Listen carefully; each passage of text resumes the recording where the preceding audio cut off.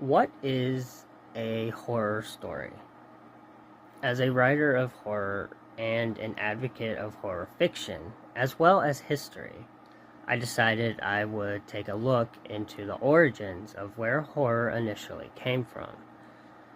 And what I'm going to talk about is I want to highlight the most influential and the most inspirational horror pieces that have popped up through the years. I will be talking in depth about Dracula and Frankenstein and Stephen King and all kinds of stuff that have been out there. The Blair Witch Project, all this stuff. I will be going into depth and unveiling what about these things makes them so influential on the horror that we have today. Horror is a continuing evolution as the years go on. A lot of people take initial ideas from ancient times and they twist them and create brand new genres in and of itself. So horror is really fascinating, and there's a lot of historical details out there that I feel are kind of important, especially if you are a reader of horror or a writer of horror and you just want to experience where it all came from. I've wondered this quite a bit. I mean, like I said, I write horror stories myself, and I just got curious. I was like, I wonder how this all started. So, I am your nightly host, Samantha Rose, and let's dive into the art of horror. Part 1. The horror story. Again, I ask of you all, what is a horror story? Well, a horror story is a tale in which the primary focus is to create a feeling of fear in the reader, perhaps even get some kind of a shock reaction out of them as well. Or you just want to totally gross someone out. Either way, it is a horror story. A horror story often depicts some use of supernatural elements to greatly increase the sense of dread, such as ghosts or witches and vampires, and they can also address more realistic psychological fears, which I feel are honestly the scariest kind of stories that can exist. In Western literature, the literary cultivation of fear and a general sense of curiosity for its own sake began to emerge during the 18th century pre-Romantic era with the Gothic novel.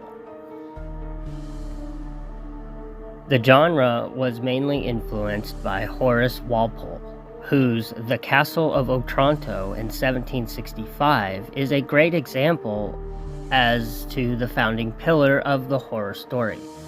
And it also serves as a supremely legitimate literary form. Mary Wollstonecraft Shelley introduced pseudoscience into the genre with her famous novel Frankenstein in 1818, which is about the creation of a monster that ultimately destroys its creator. The scary thing about Frankenstein isn't necessarily the monster, but the mere notion of being able to take life into one's own hands. The act of playing God, essentially, which has supremely devastating consequences. This particular theme reflects the advancement of science as a whole, I feel. During the Romantic era, the German storyteller E.T.A. Hoffmann and the American Edgar Allen Poe both raised the horror standard completely through their skillful intermingling of reasoning and madness. How the two often play hand in hand with one another, and how we usually can't have order without chaos, and vice versa. In Poe's work especially, he uses a heavy sense of atmosphere upon an everyday reality that encompasses the psychology of the way a person acts and thinks. And it's this very sense of psychological horror that gives his stories so much haunting credibility. Gothic horror is essentially what started the entire thing, though, and its influence persisted all throughout the 19th century in such works as Sheridan Le Fanu's The House by the Churchyard and Green Tea, as well as Wilkie Collins's The Moonstone, and of course, there's Bram Stoker's absolutely phenomenal novel, Dracula, which is about a vampire in a castle that preys on innocence. But So much more than that is Stoker's usage of themes such as an accountability for one's own actions, for instance, or the notion of simply staying wary of those we don't really know too much, and the general theme of death and undeath, most of all. This influence was revived in the 20th century by science fiction and fantasy writers, ironically enough, such as Mervyn Peake in his Gormenghast series. Other masters of the horror tale were Ambrose Bierce, Arthur McCain, Algernon Blackwood, and the infamous H.P. Lovecraft, who is my personal trove of influence with his themes of the fear of the ethereal and the unknown. And of course, there's also the mighty Stephen King, whose famous novel, It, is the only book I have never actually finished all the way through. And it's not because it's long as hell, which it is, but because King's use of real terror and dread are just way too unbearable for me to handle, unfortunately. And if any of you have ever read the book It, you'll know its atmosphere is intense as fuck. Other notable masterpieces include work whose writers don't usually associate themselves with the genre as a whole, such as Guy de Maupassant's La Orla, A.F. Coppard's Adam and Eve and Pinch Me, Saki's Sredni Vashtar and the Open Window, and W.F. Harvey's August Heat. This one I highly recommend to you all if you're looking for a real scare. Seriously, this book is crazy good, you guys. Some of the best-known horror stories owe their power to full-bodied characters that develop in realistic social environments, and to the very absence of any mysterious atmosphere or entity at all. In particular are Alexander Pushkin's The Queen of Spades and W.W. Jacobs' The Monkey's Paw. And now, my friends, we journey to the roots of the Gothic novel. Part 2. The Gothic novel. A Gothic novel is a European pseudo-medieval fiction that uses a prevailing atmosphere of mystery and terror. Its absolute peak was in the 1790s, but it underwent frequent revivals in subsequent centuries that followed. It is called Gothic novel because of its imaginative impulses being drawn from medieval buildings and ruins. I mean, like, such novels commonly use settings as castles or monasteries that are often equipped with subterranean passages, hidden panels, dark battlements, and there's usually some kind of a trapdoor somewhere within. The vogue was initiated in the good country of England by Horace Walpole's immensely successful The Castle of Otranto, which I mentioned a minute ago. Walpole presents The Castle of Otranto as an English translation of a recently discovered manuscript. The preface to the first edition suggests that the manuscript was written somewhere between 1095 and 1243, which would have been during the peak of the Crusades, or not long afterwards, quote unquote, and it was subsequently printed in Naples in 1529. The manuscript tells the story of Manfred, a prince of Otranto. At the beginning of the story, Manfred impatiently awaits the marriage of his sickly son, Conrad, to the princess Isabella. Manfred's subjects note his impatience, and they suspect that Manfred has arranged the marriage in the hopes of avoiding an ancient prophecy that predicted his castle and his rulership of Otranto should pass from the present family whenever the real owner should be grown too large to inhabit it. The wedding date is set for Conrad's birthday, and on the day of the nuptials, however, Manfred's son is nowhere to be found. In the courtyard, a servant discovers that an enormous helmet has fallen from the sky and crushed Conrad to death. Upon realizing that his only male heir is now dead, and that his wife can no longer bear children of her own, Manfred decides to marry Isabella himself. He approaches Isabella with this proposition, but when she refuses to marry him at all, Manfred seizes her with the intention of rape. Fortunately, a series of supernatural events, including an appearance by the ghost of his grandfather, ultimately distracts Manfred from his vicious plans, and Isabella manages to wrestle herself free, which is great. As she makes her escape to the nearby church of St. Nicholas with the help of a peasant named Theodore, Manfred is confronted by his own guards, who all claim to have seen a giant armored leg in the gallery. Later on, he and his guards are joined by a group of endearing young knights that are seeking Isabella on the behalf of her father, the Marquis of Vicenza. Outside the castle grounds, Theodore bravely defends Isabella from a knight. He ends up wounding the knight and discovers, much to his dismay, that the wounded knight is actually Isabella's father, Frederick. Together, Theodore, Frederick, and Isabella all return to the castle. Frederick makes a recovery and then explains to Manfred's wife, Hippolyta, how exactly it was he came to be in Otranto. While he was away at war, Frederick had a vision warning him that his daughter was in grave danger. The vision directed him to a forest where he met a lone hermit, and then the hermit directed him to a gigantic sword that is inscribed with a prophecy that says, "Where a casque that suits this sword is found, with perils is thy daughter compassed round. Alfonso's blood alone can save the maid, and quiet a long, restless prince's shade." Manfred, suddenly observing the resemblance between Theodore and the hero Alfonso, tries again to secure Isabella's hand in marriage. This time, he proposes to Frederick that they marry each other's daughters, and at first, Frederick agrees, but he is then haunted by the ghost of the hermit from the forest, and ultimately decides against it. Manfred is furious at this, and more so after he learns that Theodore is meeting a lady inside Alfonso's tomb. Manfred, fully convinced that Isabella is having an affair with Theodore, sneaks into the tomb and fatally stabs the lady. But in horror, Manfred realizes that he has slain not Isabella but his own daughter, Matilda. Moments following Matilda's death, the castle wall behind Manfred crumbles, revealing a gigantic vision of Alfonso. The image of Alfonso declares that his grandson Theodore is the true heir of Otranto. Manfred thereupon reveals that his grandfather poisoned Alfonso and usurped his throne. In an attempt to atone for his wrongdoing, Manfred agrees to abdicate his throne. The novel then ends with Frederick offering Isabella's hand in marriage to Theodore. Although he eventually agrees to marry Isabella, Theodore mourns the loss of his one true love, Matilda, for several years. See, in this particular tale, Walpole manages to combine ancient and modern literary motifs into one cohesive story.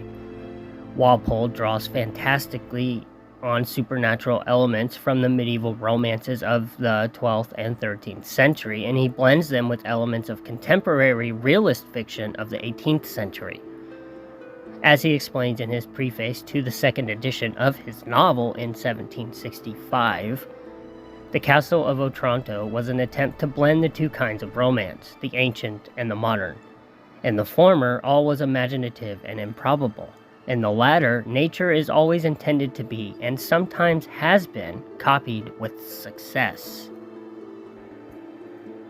In several regards, The Castle of Otranto greatly resembles Shakespeare's Hamlet story.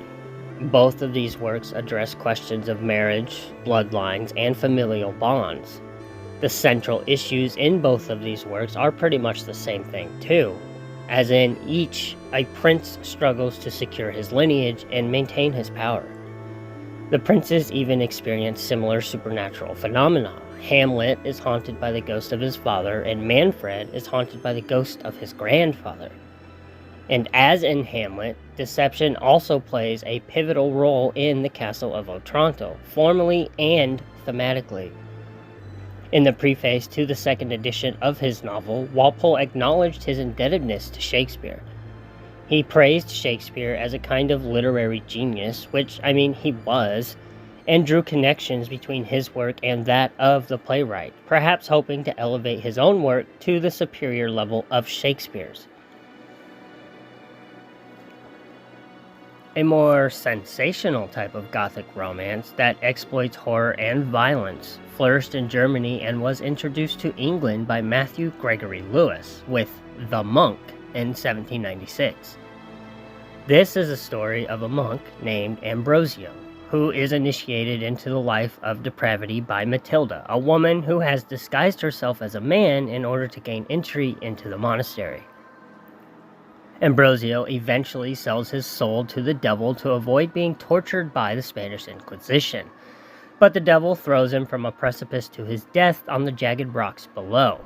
This book differed from other Gothic novels of the time simply because it concentrated on the sensational and the horrible, rather than on straight romance, and because it did not attempt to explain the supernatural events of the plot in any regard, which only made them all the more frightening. The classic horror stories Frankenstein and Dracula are also in the Gothic tradition through and through, but they introduce the existential nature of humankind as its definitive mystery and terror. And I want to take another moment to talk more in depth about both of these influential novels and why they are so influential in the first place.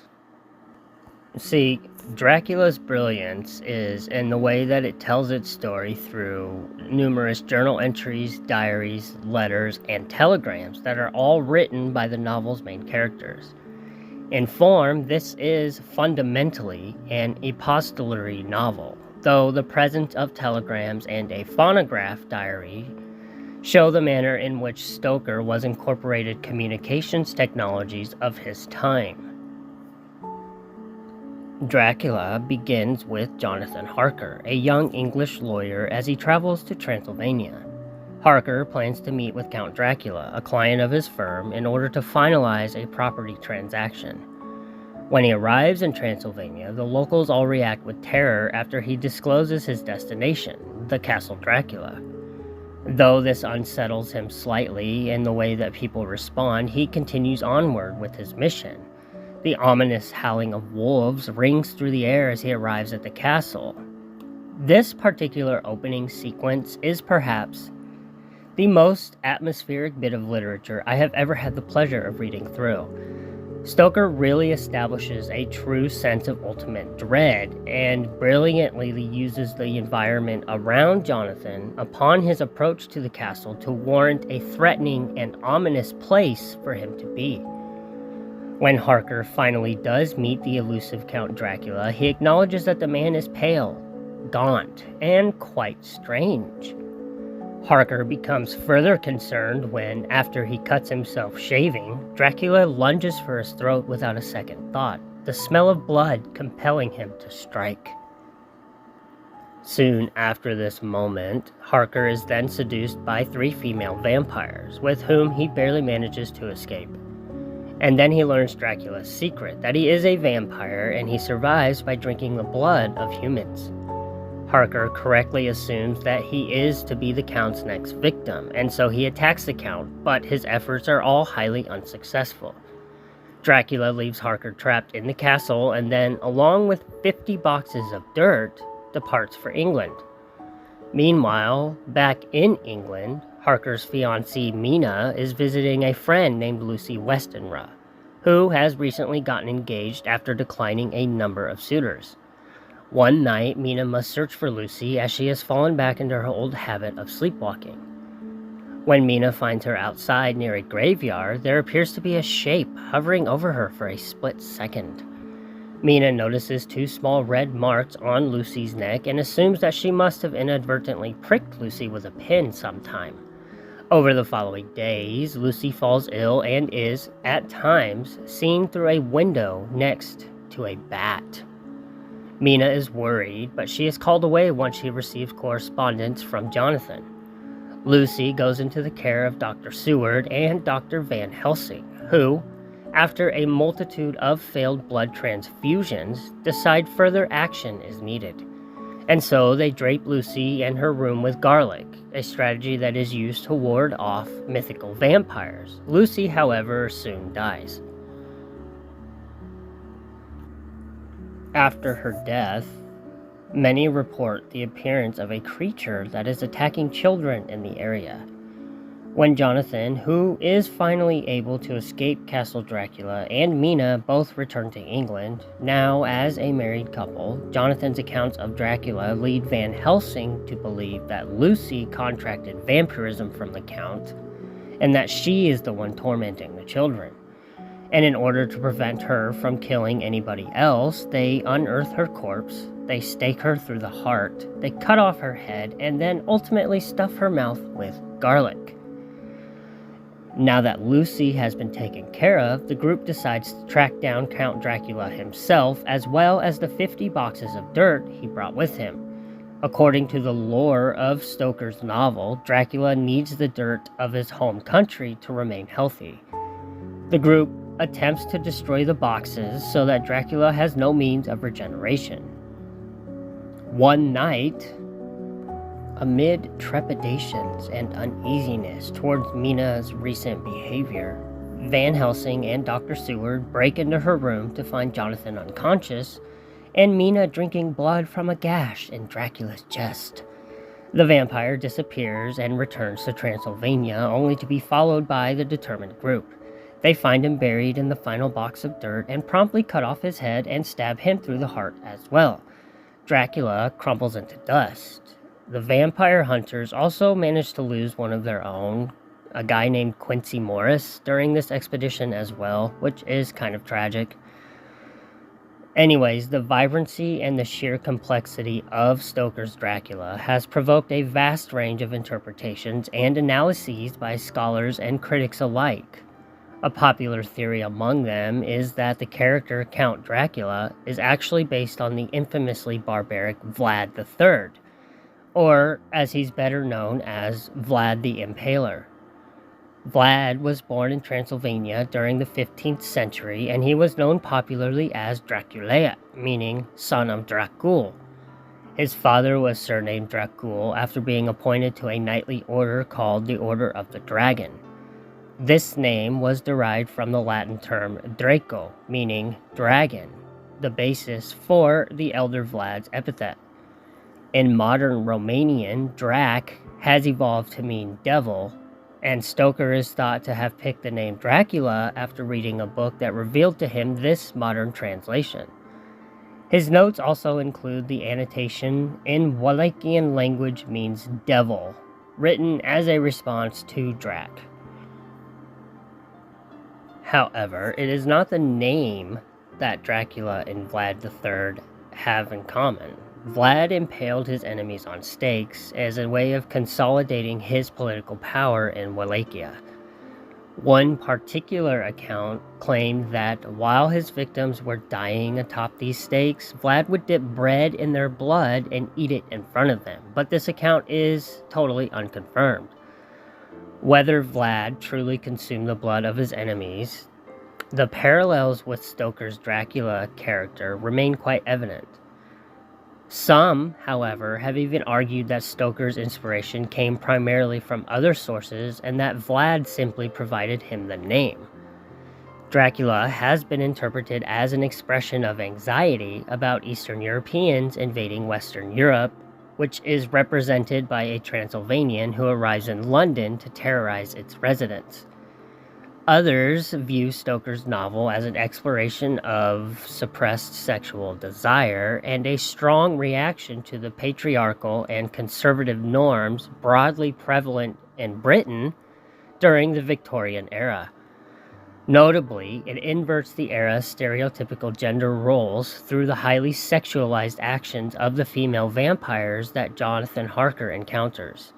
Yet, Dracula himself can also be seen as the evil of temptation personified, given that he preys on women who must then be protected by the men around them. However, these particular men still fail, particularly in the case of Lucy Westenra.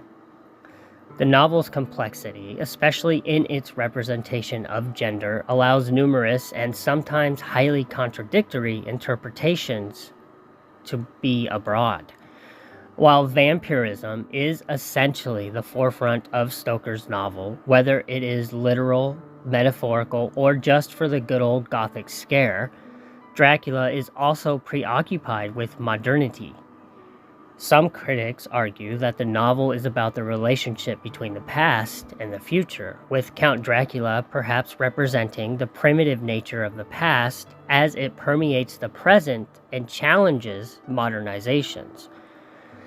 For example, Dracula drains Lucy's blood, and the newly resurfaced technology of blood infusion totally fails her. She dies by the hand of the past, despite the use of modern medical technology. Stoker might be acknowledging contemporary suspicions about the effectiveness of new technologies of his time. As Jonathan Harker writes in reference to Dracula, the old centuries had, and have, powers of their own which mere modernity cannot kill. Or, to have a little fun with it, maybe Stoker encountered an actual vampire and wanted to recount his own personal horrifying experience. I mean, who really knows for sure? I wasn't alive. Anyways, Stoker's legacy was instrumental in the initial creation of the vampire trope that has since gone on to permeate Western popular culture, in the forms of both novel and film. Dracula was well received when it was first published, but its success is even better measured by the number of varying adaptations it has since inspired. These adaptations began in 1922, when the novel was totally plagiarized in the silent motion picture Nosferatu, in which the director F.W. Murnau took Stoker's story, tweaked it a little bit, and put the end results up on the silver screen for you and me. Stoker's estate won a lawsuit against the movie, but the movie had made its way to the United States by then, where Dracula was already in the public domain. Duplicates were created, and Nosferatu survived. Unfortunately, I mean, this movie is lame as fuck. Ever since then, vampires of the same kind have appeared all across popular culture as well. Anne Rice, to name one, and some of them have even been modernized, as is the case with Stephenie Meyer's fantastic Twilight Saga. Say what you want about it, Twilight is a good read. Others have maintained the integrity of Stoker's original Count Dracula, as is the case with Stephen King in Salem's Lot, a novel that King himself claimed had been inspired by Stoker's. Even the American children's television show Sesame Street developed a character, Count Von Count, modeled on the likes of Dracula. However, instead of drinking blood, this particular vampire counted everything around him and helped his audience learn simple mathematics. And so became the legacy of Dracula in horror literature, and hopefully you can all see just how influential this particular story was in the genre's entirety as it continued to grow. And now take Mary Shelley's Frankenstein and the modern Prometheus, which opens with a series of letters from Robert Walton to his sister Margaret Savelli in England. Walton describes his preparations for and embarkation on an exploratory sea voyage toward the North Pole. The trip begins easily enough, but the ship and the crew are soon bogged down by impassable ice. As they wait for more favorable conditions, they spy a hulking man on a dog sled speeding across the ice. The next day, another dog sled appears, only this time it's beside the ship, and it bears a haggard but gentlemanly European. A lonely Walton takes in the freezing traveler and nurses him back to health, finding the newcomer to be an intelligent, welcome companion, despite his concerning bouts of gloom. Encouraged by their growing friendship, the newcomer agrees to spill his tale of woe to Walton, who makes it his duty to record the story verbatim, which is initially what we, the readers, are actually reading. The newcomer, named Victor Frankenstein, goes on to tell his life story, beginning with his distinguished ancestry and the circumstances under which his father and mother came to be married. Victor is the firstborn of a wealthy Swiss family, and he describes an idyllic childhood. He has two brothers, Ernest and William, and he has a sister by adoption, Elizabeth, who was a very dear friend to Victor and also a natural choice for his future wife. His best friend, Henry Clerval, who spent nearly all his time with the Frankenstein family, was the son of a local merchant. During his youth, Frankenstein was set to travel to Ingolstadt, Bavaria, to pursue an interest in natural science at the town's university. But his departure was ultimately delayed by the death of his mother from scarlet fever. Once he is in Ingolstadt, Frankenstein impressed his professors with his intensive work ethic. During this unrelenting period of study, Frankenstein unraveled the mysteries of life and death. He then set his mind to animating a creature in human likeness, albeit on a more gargantuan scale. His frenetic pursuit of this particular goal left absolutely no room for thought of his family or even of his own personal health. He plundered numerous graves and morgues with a dispassionate eye, seeing nothing but components for his future creation, and he heartlessly employed vivisection for his experiments. Then, upon a dreary night of November, at 1 o'clock in the morning, Frankenstein imbued his human-like creation with the spark of life. Frankenstein fled at the sight of the unnatural creature, wandering through the night before fortuitously running into his old dear friend Clerval, who had just arrived to attend the university. Not long afterward, Frankenstein suffered a nervous breakdown stemming from the horrible memories of his experiment. A fever ended up incapacitating him for months. However, Frankenstein did recuperate, but it was slow, and then he received a letter from his father relating the murder of his youngest brother, William. While on his journey back home, Frankenstein spots the 8-foot-tall monster on an inaccessible mountainside and became convinced that his creation was his brother's killer. When he arrived at home, he found that all evidence pointed to a family friend named Justine, who was soon executed for the murder. Frankenstein was racked with guilt, knowing that he had created the true murderer, but that no one would come to believe him. And a couple months later, Frankenstein once again came into contact with the monster. The scientist attempted to attack his creation before finally deciding to hear out the eloquent creature's tale. The monster, after his inception, had survived in the woods with very little knowledge of the world. It took time for him to understand his own senses, much less his environment. Early on, he ventured toward villages for shelter, but people often chased him away out of fear and violence. He ended up hiding in a hovel by a small cottage inhabited by a very poor family. This family was teaching a foreigner how to speak and read French, and the monster followed these lessons diligently. He grew in knowledge, but also in love for the good-natured inhabitants of the cottage, although they did not know of the monster's existence. And when finally the monster decides to reveal himself to them and appeal to their compassion, they are disgusted and shocked by his appearance, and one of the family members even attacks him. The monster, enraged after such a nasty rejection, made humanity his sworn enemy and then set his mind totally and absolutely on revenge. Continuous, violent encounters with other humans only deepened the monster's misanthropy, all naivety and kindness leaving him completely.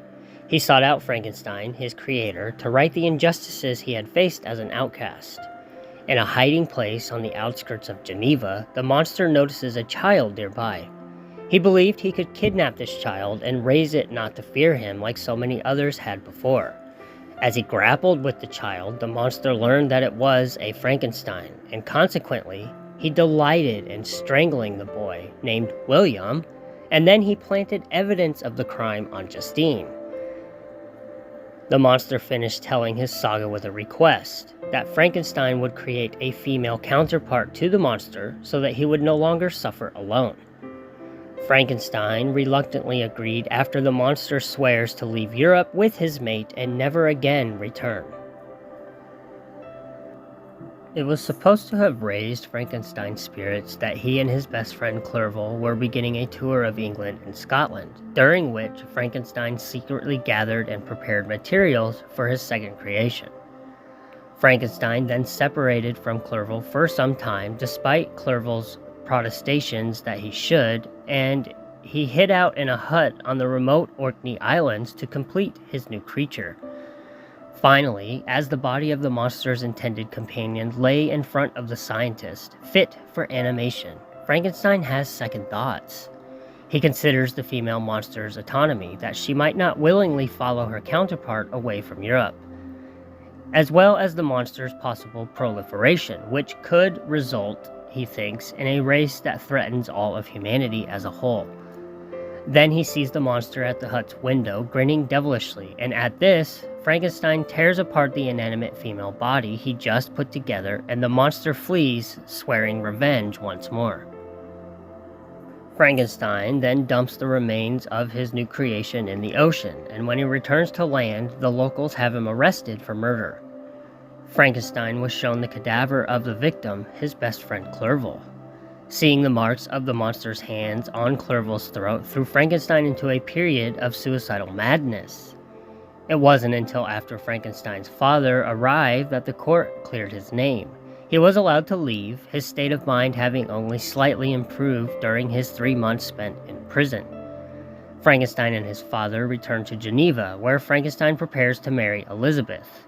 The two were indeed in love, despite Frankenstein's deep sorrow and unrest. He feared that the monster would eventually attempt to kill him on the night of the wedding. But he resolved to make such an encounter a worthwhile battle and an end to the exhausting clash of wills between them. The ceremony having concluded, the couple shared a moment of rare happiness during a very peaceful boat ride to the inn where they would spend the night. Wishing to spare Elizabeth the distress of the oncoming battle, he then bid his new wife to retire, but did not explain to her what he was expecting to happen. And then he heard Elizabeth scream. He rushed into their bedroom to find her also murdered by the monster. After Frankenstein's father heard the news of Elizabeth's death, the tragedy was too much for the elder man to bear, and he eventually dies. Frankenstein then plunged into a stretch of insanity, so severe that later he couldn't recall any moment of it. He learned that he had been chained in solitary confinement. Once fully recovered, Frankenstein focused on revenge himself, so he tracked the monster to the sea of ice around the North Pole. The monster would sometimes leave hints and taunt him into ensuring that Frankenstein was actually pursuing him. And as Frankenstein drew closer, the ice beneath him suddenly ruptured and left him and his sledge adrift. It was then that he happened upon Walton's ship, and it is here that he concludes his history with a plea. If he should die before realizing his revenge, Walton must take any opportunity to slay his enemy. Walton's letters to his sister resume. He tells of Frankenstein's oratory and intelligence, which woo not only him but also his crew. Yet, Frankenstein's health continues to decline.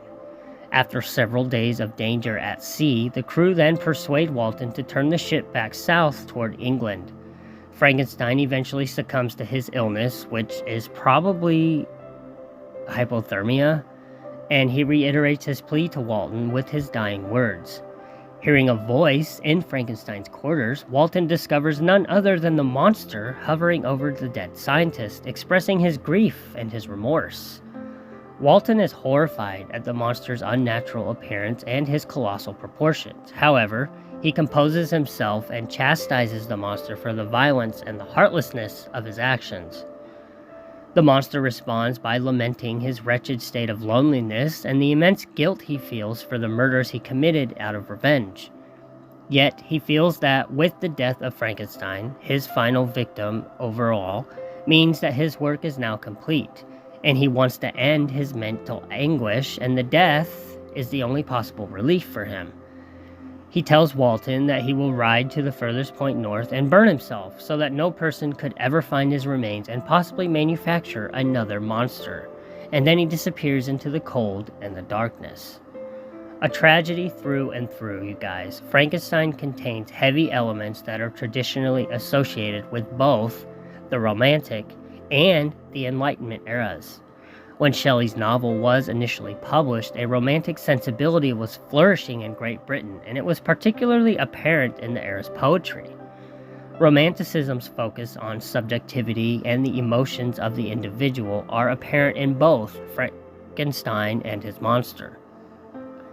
Frankenstein is prone to intense bouts of despondency, his anxieties rendering him totally catatonic for months and months at a time.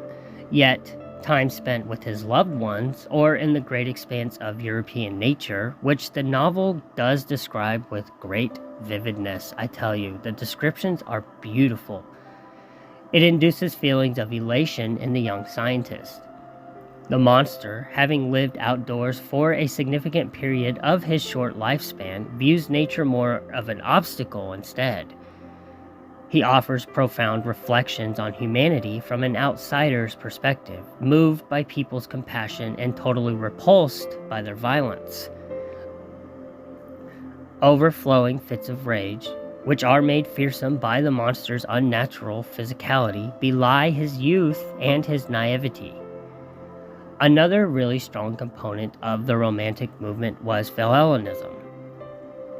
Several in Europe became totally enraptured with Greek culture and the mere aesthetic of classical antiquity during the early 19th century, and that admiration was intensified by the outbreak of the War of Greek Independence in 1821.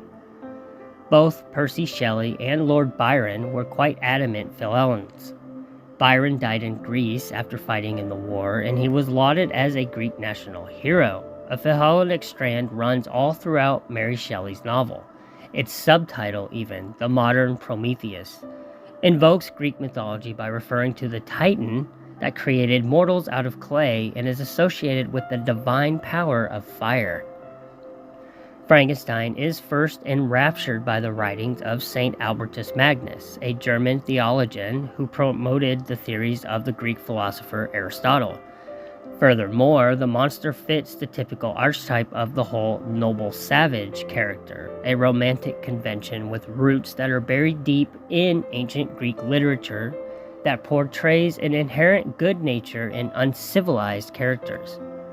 The monster begins life as innocent as any child would, but it is quickly corrupted by the violence and the society he grows up within. The Enlightenment was an era that belonged more to the generation preceding Shelley's. It valued reason, freedom, and skepticism. Frankenstein and his friend Henry Clerval are both scholars who are committed to the pursuit of knowledge above anything else. Shelley could have been critiquing Enlightenment ideology, since it is Frankenstein's unrestrained appetite for progress, which is a hallmark of Enlightenment beliefs, which ultimately results in his own destruction. Frankenstein's monster is considered to be an allegory for the French Revolution of 1789, in which Enlightenment philosophy was a crucial influence upon the revolution's earlier leaders. French philosophers such as Montesquieu, Voltaire, and Jean-Jacques Rousseau spread the ideals of liberty and equality, envisioning a rational societal structure instead of what they condemned as the arbitrary rule of the monarchy and the nobility.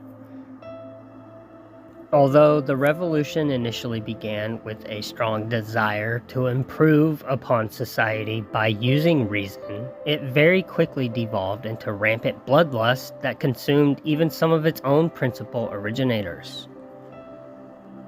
Another interesting thing about Frankenstein is that you can look at the novel as a metaphor for postpartum depression, especially in light of Shelley's own struggles with motherhood. Although postpartum depression was not yet defined as being such when Shelley was writing, its symptoms were explained by other means, and she would have been highly aware of contemporary theories that a pregnant woman's lifestyle and even her state of mind could ultimately affect her baby.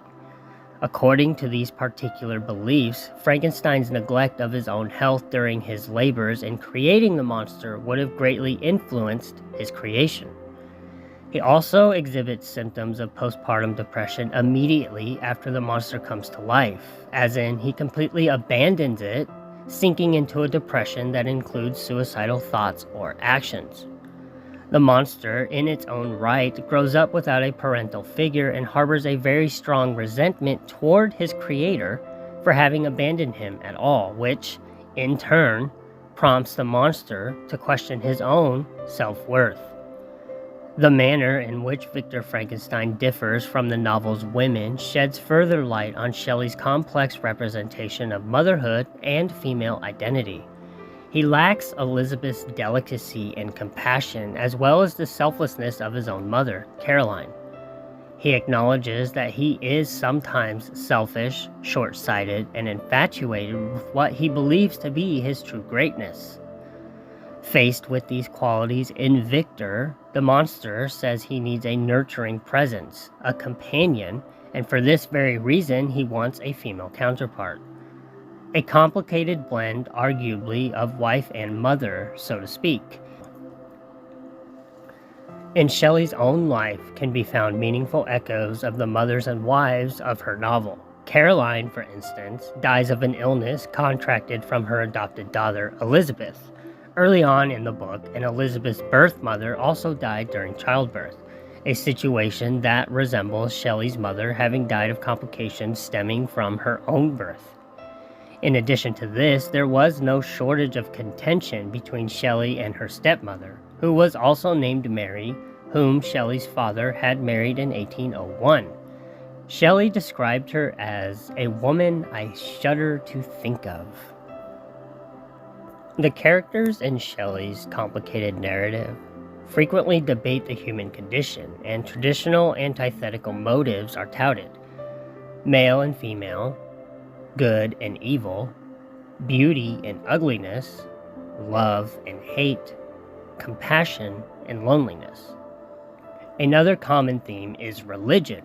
Both Frankenstein and his monster liken themselves to Satan, and the monster addresses a prayer to Frankenstein, whom he calls his creator, which is a reflection away from what Frankenstein has for his name of God, creator. References to the biblical story of Adam and Eve and to Paradise Lost by John Milton, which is among the books that the monster happens to read through, appear quite often as well. Some readers of Frankenstein condemned it as a radical, immoral book. By giving life to a new being, Frankenstein seizes and then corrupts a power previously thought to be reserved supremely for God, for divinity.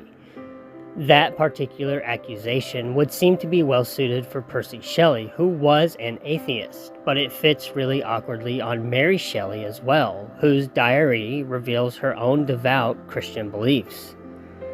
Frankenstein has virtually limitless applicability, you guys, as one of its central messages is that excess, whether it be Frankenstein's fierce ambition or the monster's untapped rage, often generates repercussions.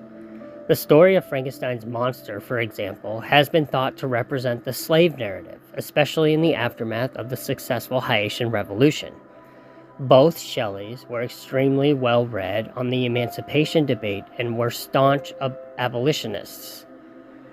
The monster has also been identified as a metaphor for countless other people and developments, from Irish nationalists to the United Kingdom Independence Party, to artificial intelligence even, to genetically modified Frankenfood. The novel can also be seen as summing up humanity's relationship with the environment that surrounds them. Ambition and progress have often resulted in what several see as unsustainable production methods, and we may ultimately suffer from the machinations of our own hands. Religion battles science. Passion begets suffering. Reason clashes with madness. All of this is all over the place throughout Shelley's pages.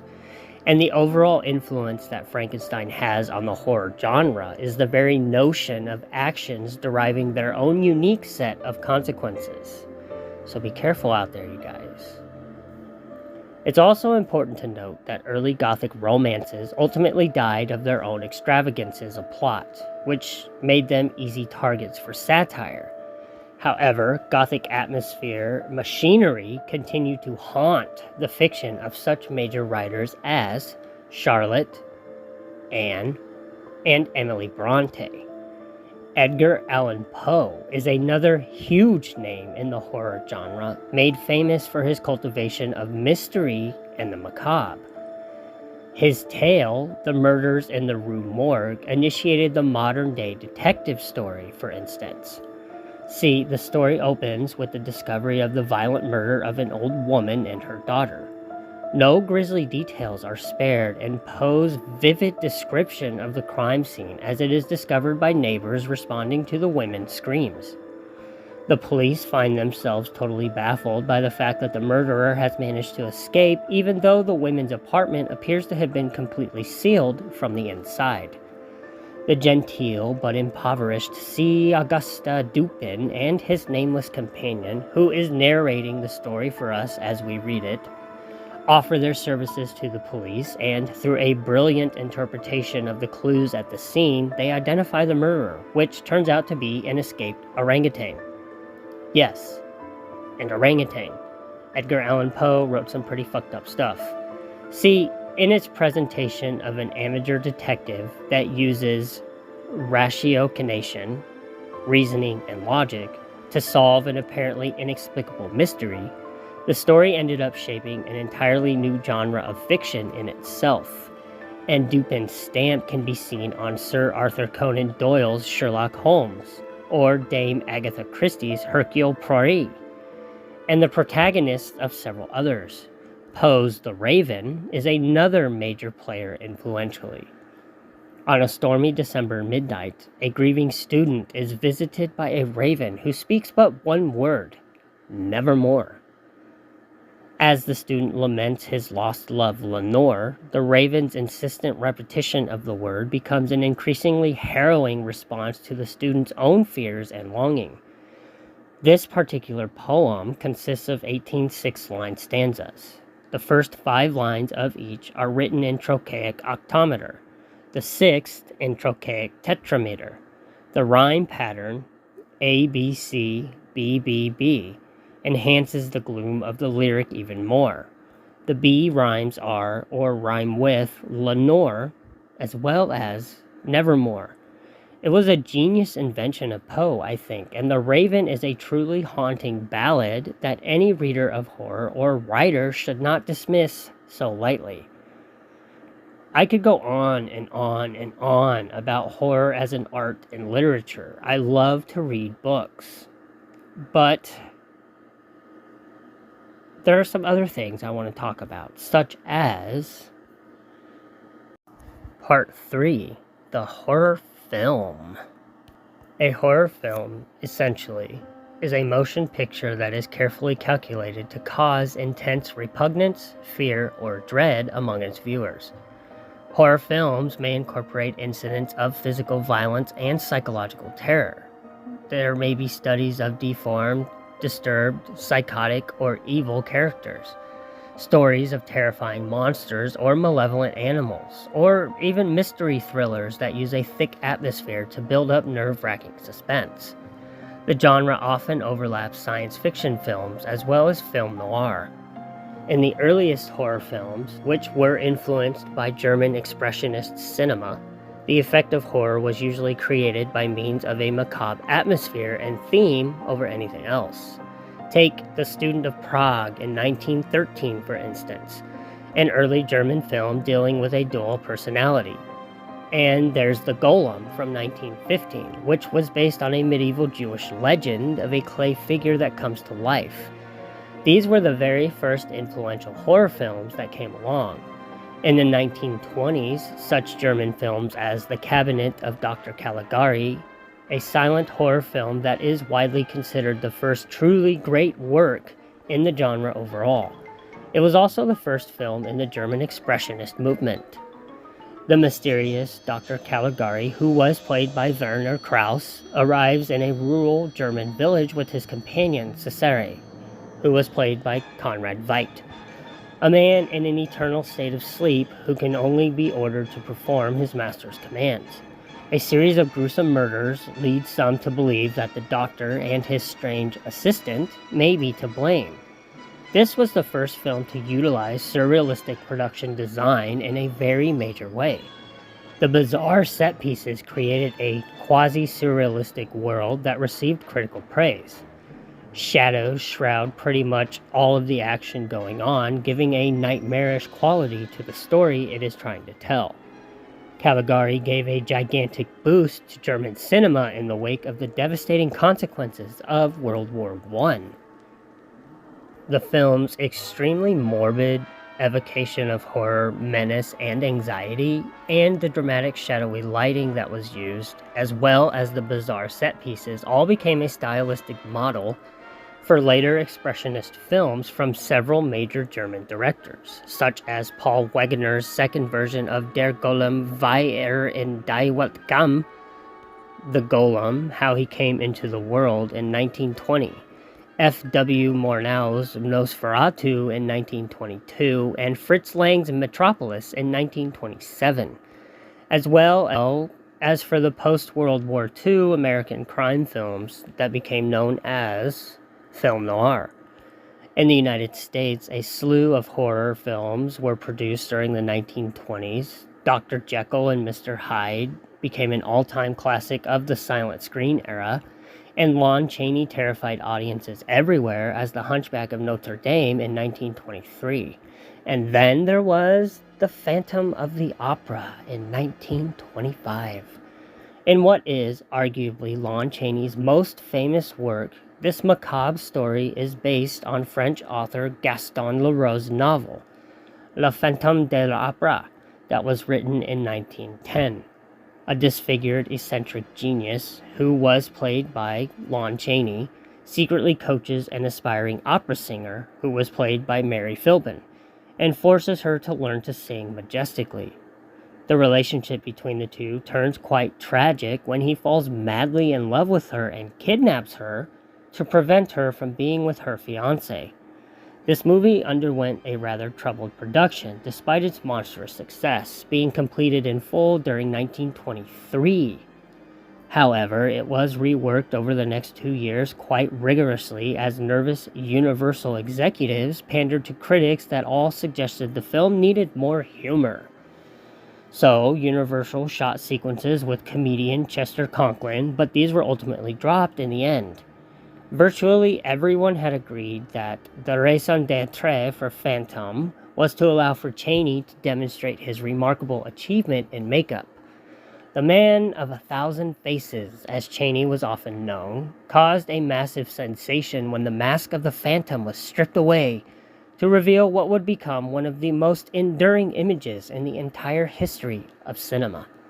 Leroux's novel had received only moderate sales and somewhat poor reviews overall, and it was only with the release of the film that the story itself and the character of the Phantom achieved international celebrity.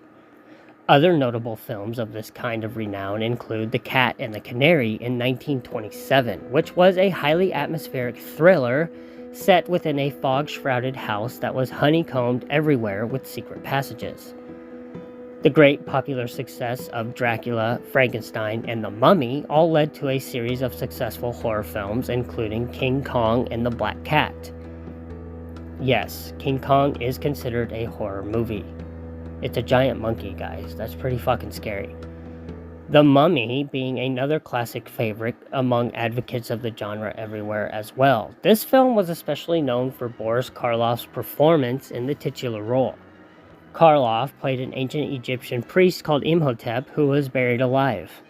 After nearly 4,000 years, however, he is brought back to life when archaeologists discover his mummy and then read a life-giving spell from a scroll within his coffin. As the contemporary Egyptian Ardith Bey, he embarks on a quest to reunite with his ancient love. Years later, he succeeds in resurrecting her in the form of Helen Grosvenor, played then by Zita Johann in a very fantastic performance. However, Bey's attempts to transform her into a living mummy fail when the goddess Isis answers Helen's calls for help and then kills Bey. What's so special about this film is that it was noted for the eerie and the foreboding atmosphere created by Karl Freund in what was his directorial debut. An acclaimed cinematographer, Freund had previously worked on Dracula some time before. Also earning really high praise was the dramatic costume created for Karloff by makeup artist Jack Pierce. The Mummy was part of a trio of horror films, alongside Dracula and Frankenstein, that ultimately made Universal Pictures famous during the 1930s. Some other well-known horror classics of this time include The Werewolf of London in 1935, The Wolfman in 1941, and Cat People, 1942. Among these, Cat People was an incredibly low-budget horror film that was noted for its masterful use of shadows and its low lighting to create high suspense. The movie was a major box office hit, and it later garnered a cult following. Cat People, for those unfamiliar like myself, opens with Serbian-born fashion designer Irina Dubrovna, played then by Simone Simon, who is sketching a panther at a zoo. There she meets and befriends engineer Oliver Reed, played by Kent Smith. She later confesses to him that the cries of lions strangely calm her, though her presence has the opposite effect on animals. They retreat in terror at the sight of her. After her marriage to Reed, Irina is reluctant to consummate their relationship out of fear that she suffers from an ancient Serbian curse that causes her to turn into a vicious panther whenever she is aroused by acts of passion. After several attacks and even a killing, Irina ventures to a zoo and opens the panther's cage, ensuring her death and an end to the curse that is plaguing her. Simon ended up winning incredibly high praise for this extremely simplistic movie, her performance being acclaimed everywhere due to her chilling yet sympathetic role as the Catwoman.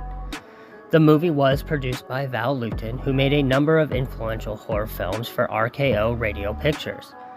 Cat People avoided standard horror film devices. Irina is never shown in cat form anywhere in the movie at all, and instead it relied heavily on suggestion and the moviegoer's own vast imagination, which is what made it so popular amongst the cult following of horror advocates. It truly captures the gradual rise of dread that never actually comes to fruition. And what's more terrifying than a horror that never actually shows itself? Furthermore, the influence of science fiction can be seen everywhere in horror films of the 1950s most specifically that often tell tales of monsters from other planets.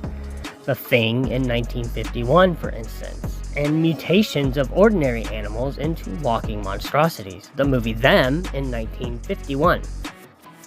Japanese studios released monster films such as Gojira in 1954, commonly known as Godzilla, and Radon in 1956, called Rodan, while British companies such as Hammer Films shifted the emphasis from purely atmospheric terror to scenes of outright bloody and gory violence in motion pictures, such as The Curse of Frankenstein in 1957 and The Horror of Dracula a year later. Sophisticated films of the mystery thriller type, such as Alfred Hitchcock's famous Psycho in 1960, as well as Roman Polanski's Repulsion 5 years later, only continued to be made. And over time, the horror film genre came to be represented by several subgenres as well, including films about the supernatural over anything else, such as The Exorcist in 1973. This movie was directed by William Friedkin, and it was written by William Peter Blatty, who also wrote the book and then adopted the screenplay from his own novel. The movie stars Ellen Burstyn, Max von Sydow, Linda Blair, Jason Miller, and Lee J. Cobb. It is a story that chronicles a single mother's struggle to save her daughter from a mysterious ailment, which is later revealed to be demonic possession. She enlists the help of two Roman Catholic priests who attempt to perform what's called an exorcism. Though it was initially received with very mixed reviews, The Exorcist was a massive commercial success, bringing in $428 million in its entire box office run.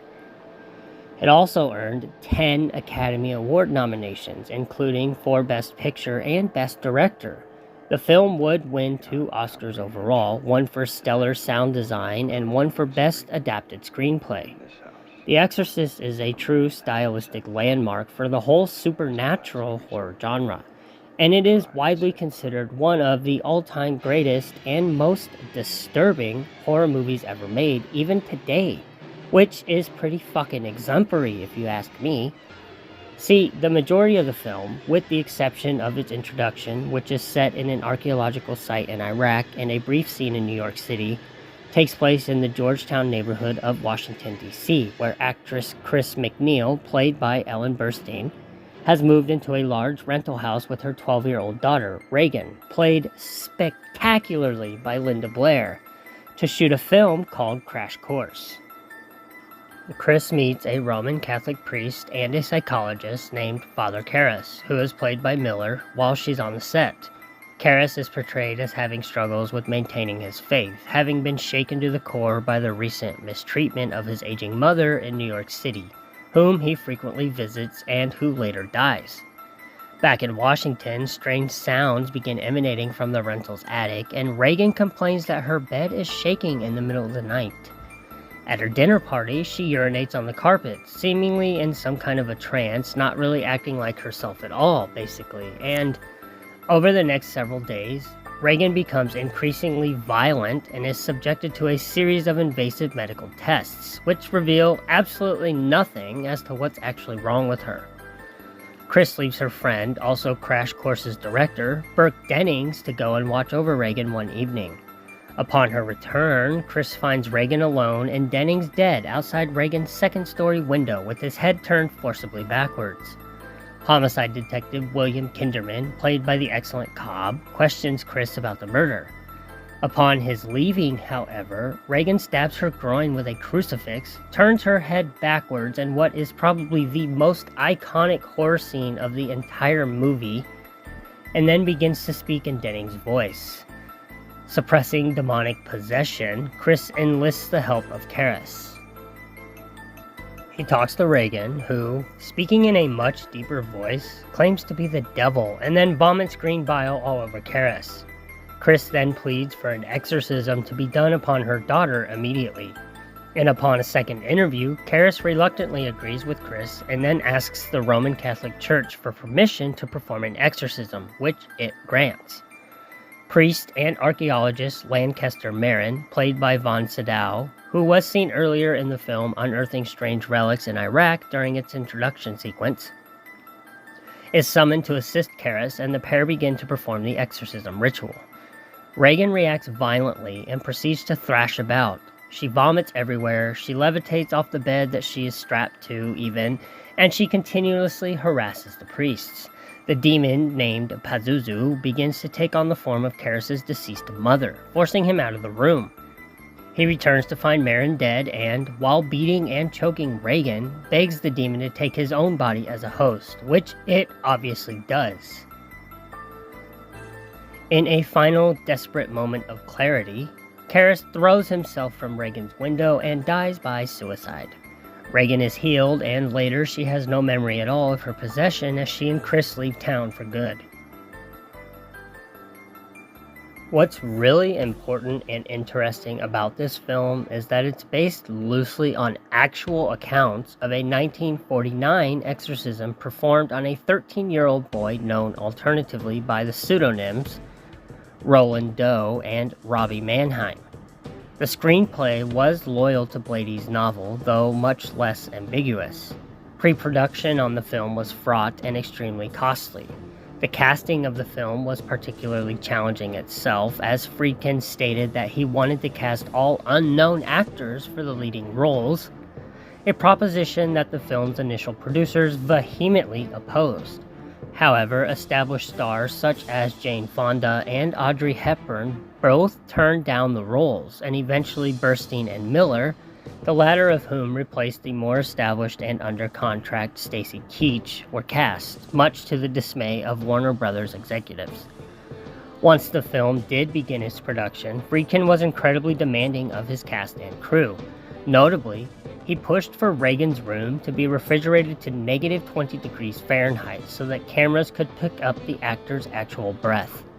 He would also regularly shoot guns into the air to startle the people on the set.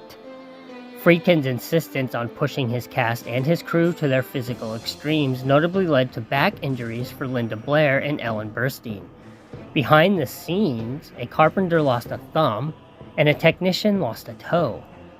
The Exorcist is noted for the preponderance of accidents, injuries, and setbacks that plague the entire production, which, Friedkin's extreme directing style notwithstanding, has led some to believe that the film itself was ultimately cursed.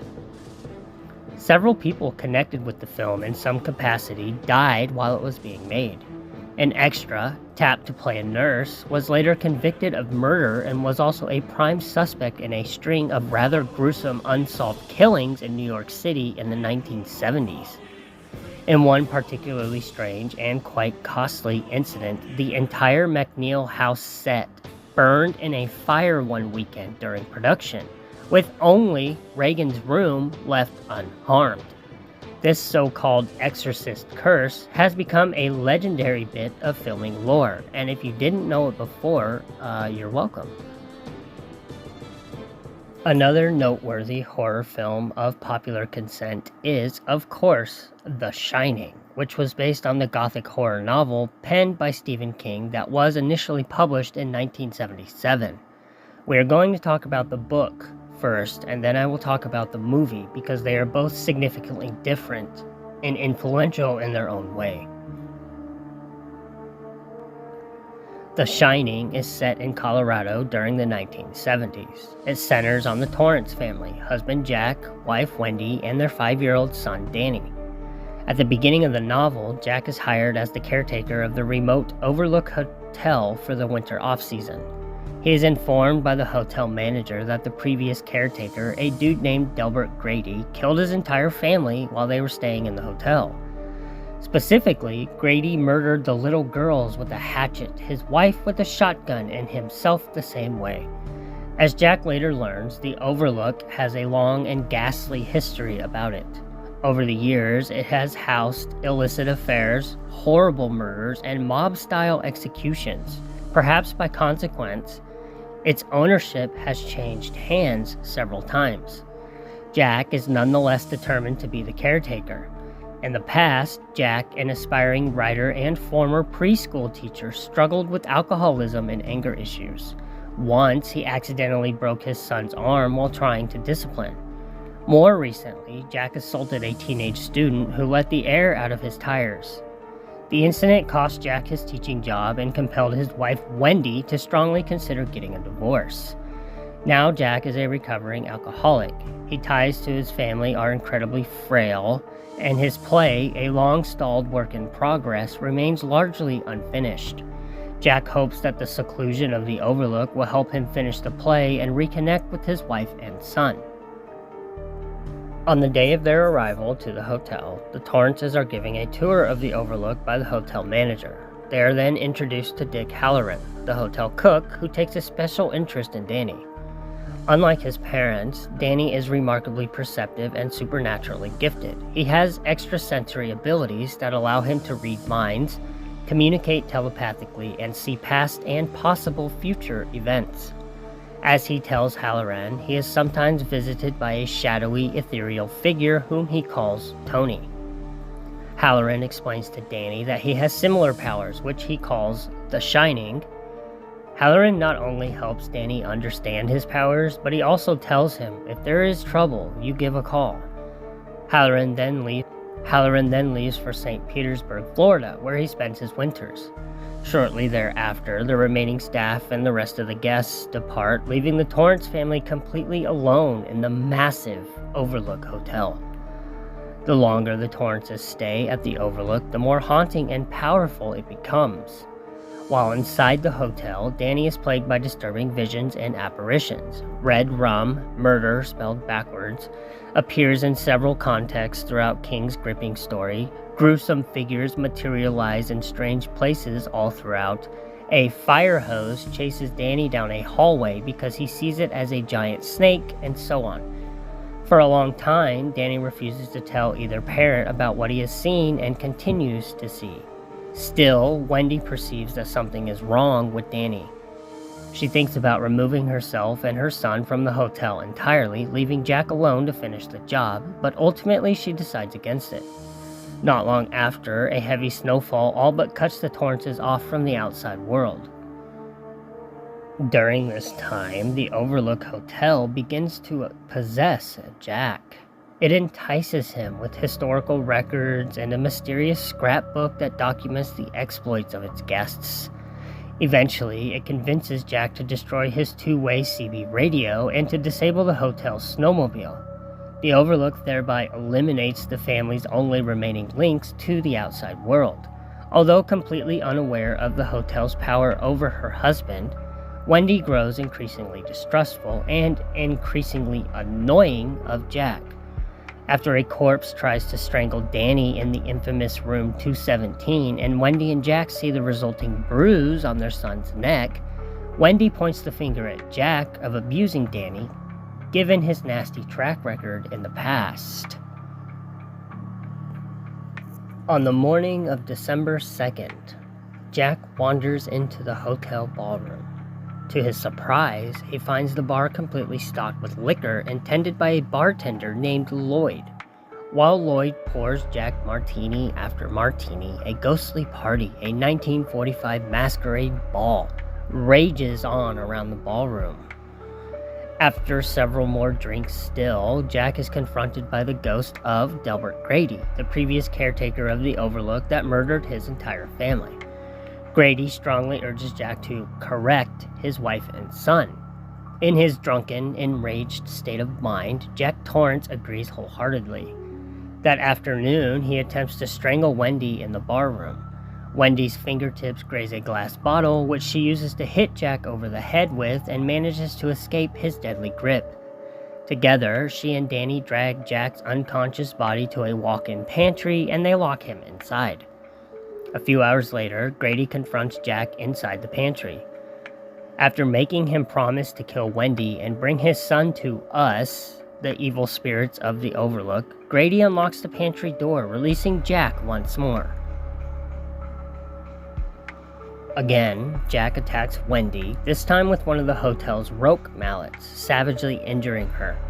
Although she stabs him in the lower back with a kitchen knife, Jack's attacks do not relent. Unable to walk now, Wendy drags herself up the grand stairs and locks herself in her bathroom. Jack follows closely behind and, upon finding the bathroom door locked, attempts to break the door down with the mallet. Yes, guys and girls, in the book, Jack used a mallet, not an axe. When he thrusts his hand through the resulting hole in the door, Wendy slashes it with a razor blade. Meanwhile, Halloran receives a psychic call for help from Danny. He rushes back to the Overlook, where he is assaulted by its hedge animals, which, like the rest of the hotel, have come to life. Halloran manages to make it inside the Overlook, only to be gravely injured by Jack, who apparently overheard the approach of his snowmobile. With both Wendy and her would-be rescuer out of the way, Jack pursues Danny. And unbeknownst to Jack, Danny is wandering the hallways of the hotel, following Tony's voice. Tony appears to Danny and tells him, "Danny, you're in a place deep down in your own mind, the place where I am. I'm a part of you, Danny." As it turns out, Tony is an older version of Danny. He has come to warn his younger self about the forthcoming events. At last, Danny finally understands, as King so fantastically puts it. A long and nightmarish masquerade party went on here, and had gone on for years. Little by little, a force had accrued, as secret and silent as interest in a bank account. Force, presence, shape, they were all only words, and none of them mattered.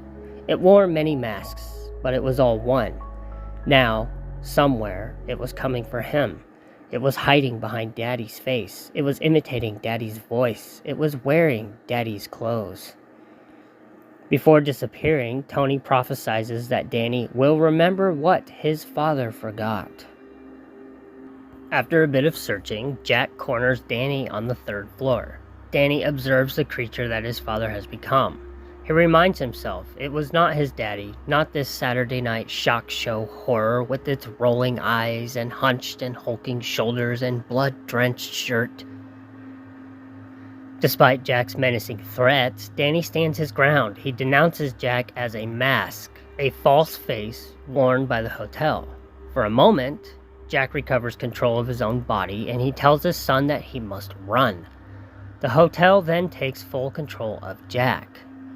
It bent over, exposing the knife handle in its back. Its hands closed around the mallet again, but instead of aiming at Danny, it reversed the handle, aiming the hard side of the rogue mallet at its own face. Then the mallet began to rise and descend, destroying the last of Jack Torrance's image. Suddenly, Danny remembers what his father forgot. The Overlook's old, unstable boiler has not been checked for days. He announces his discovery to the hotel creature, causing it to panic and take off for the basement. In its absence, Danny finds Wendy and Halloran, and together they flee the hotel.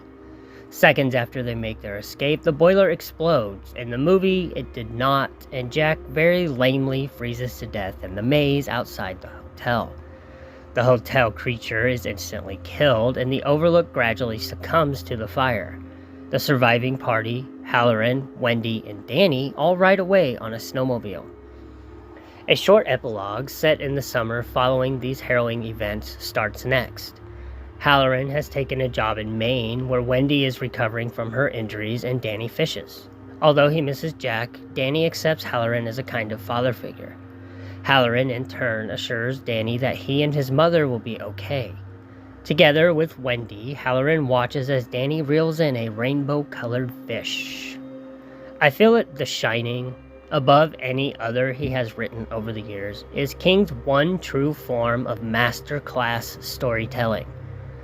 The dread is apparent with every page that is turned. The characters all feel and act like real people. The Overlook Hotel is a haunting place that I couldn't even imagine spending a single night in. With The Shining, King was truly able to capture a sense of atmosphere, unrelenting terror, existential horror, and constant dread and suspense. The Shining, whether you are a fan of his or not, is a real testament to the horror genre in its entirety, a real juggernaut that has yet to be taken down, I feel. What's really interesting about the book is King's inspiration behind the writing of it. He actually stayed a night at the Stanley Hotel in Estes Park, Colorado, a resort town nestled in the Rocky Mountains. In late September of 1974, King and his wife Tabitha checked into what King described as a grand old hotel. Notably, the Kings stayed in a room 217. King recalled that he and his wife were the only guests staying at the hotel. It was set to close for the winter season the next day, just like in the story he conjured. And while exploring its hallways, King thought to himself, the hotel seemed the perfect, maybe the archetypal setting for a ghost story. That night, I dreamed of my 3-year-old son running through the corridors, looking back over his shoulder, eyes wide, screaming. He was being chased by a fire hose. I woke up with a tremendous jerk, sweating all over, within an inch of falling out of bed. That very night, King had solidified the bones of the book, and according to King, The Shining has strong autobiographical undertones all throughout its massive length. Two of the novel's main themes, namely the dangers of alcoholism and the disintegration of the family, are extracts of the author's own personal fears. King struggled with alcoholism in the early stages of his career. In the late 1970s, King claimed that he was drinking like a case of beer at night. He worried that he would lose control of his addiction and in some way hurt his own family. The Shining voices this exact concern quite vividly, I feel. Although he did not realize it at the time, King later claimed that I had written The Shining about myself. King described the act of writing the novel as a kind of self-psychoanalysis. It was also a form of catharsis to the prolific writer. Writing the novel ultimately helped King keep his more violent urges at bay. King's drinking problem worsened in the 1980s, however. He wrote novels that, he later explained, he barely remembered writing at all, which include Cujo and The Tommyknockers, which wasn't any good anyway. In the late 1980s, Tabitha King staged an intervention on her brilliant husband, and King became sober, and he has been ever since. Okay, now why did I tell you all the summary of King's book? Well, because The Shining is a prime example of just how influential earlier literary works of horror truly are. See here. there is anything about King or his writing that anybody can appreciate, it's that King lacks a total disregard for subtlety. And yet, with The Shining, 3 of the most important details in the book as a whole appear before the novel's story even officially begins. These particular details are found in the novel's epigraphs. They are essentially for understanding King's literary aspirations. The first of these epigraphs is perhaps the most important of them all. It is an excerpt taken from Edgar Allen Poe's The Masque of the Red Death. In Poe's story, a fictional medieval prince gives a masquerade ball at his castle. At midnight, the Red Death, a plague that causes swift, agonizing death, reveals itself among the revelers and kills literally everybody in attendance. The story concludes with the very words that King quotes at the beginning of The Shining, and darkness and decay and the Red Death held illimitable dominion over all.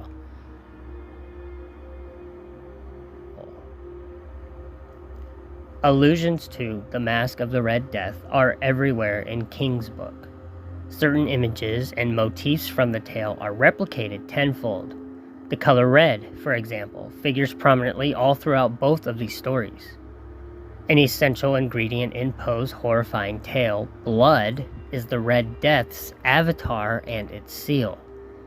The Red Death leaves scarlet stains upon the body and especially upon the face of the victim. When the Red Death appears at the ball, it appears in a vesture dabbled in blood. Likewise, the castle room in which the Red Death ultimately kills all the revelers is lined with blood-colored panes. Blood also plays a similarly important role in King's The Shining. Danny is persistently haunted by images of blood and brain matter throughout the novel's length. In the riveting climax, Jack sees red liquid spraying up like an obscene rain shower, striking the glass sides of the clock dome and running. And he thinks to himself, clockwork can't bleed, clockwork can't bleed. The color red appears in other contexts as well. When Jack is extremely angry, he sees red. Some readers have even suggested that red rum, which is phonetically similar to red room, is an allusion to Poe's tale as well. There are other similarities between the stories too. King's descriptions of the Overlook Hotel in The Shining very closely parallel Poe's description of the castle in The Masque of the Red Death. And, like Poe, King focuses intensely on the grandiosity and the remoteness of his chosen setting, which is why The Shining can be considered a Gothic horror novel. King's setting, again, like Poe's, hosts a masquerade ball governed by a clock with seemingly supernatural powers. Hence, here it is worth noting that masks, and especially unmasking, play a particularly prominent role in both stories. In The Masque of the Red Death, all the characters, including the Red Death, hide behind literal masks. In The Shining, the main characters conceal their true identities behind metaphorical masks. In the climax of the novel by King, the ghosts of the Overlook Hotel, led by former hotel owner Horace Derwent, chant "Unmask, unmask" at Jack. And following the final cry of "Unmask," King paraphrases the end of Poe's classic tale. He announces, "The Red Death held sway over all." The second epigraph in King's book is much shorter than the first, but that doesn't make it any less revealing. It states that the sleep of reason breeds monsters. This is the English translation of the Spanish phrase used in an 18th century etching by Francisco Goya, a Spanish artist known for his grotesque imagery. The etching is part of a series of etchings collectively titled Los Caprichos, I'm sorry if I said that wrong, published in 1799, meaning caprices or follies. In this particular etching, an artist sleeps at his desk while various flying animals, including owls and bats, lurk behind him. In sleep, the artist's rational faculties give way to the irrational monsters of his imagination. His etching plays on the boundaries between waking and sleeping, rationally and irrationally, the natural and the supernatural. King's novel plays on the same boundaries. Inside the Overlook Hotel, all three Torrances struggle to distinguish between reality and illusion. In the novel, King expertly crafts his own version of Goya's expression. Both Jack and Danny observe that this inhumane place makes human monsters. The third and final epigraph is a proverb, "It'll shine when it shines," traditionally used to refer to the weather. However, it takes on a completely different meaning in the context of King's novel, where shining denotes a psychic ability. The epigraph's casting of shining as an uncontrollable natural phenomenon also seems to suggest the reality and the validity of second sight, essentially, of premonitions and visions and prophecies.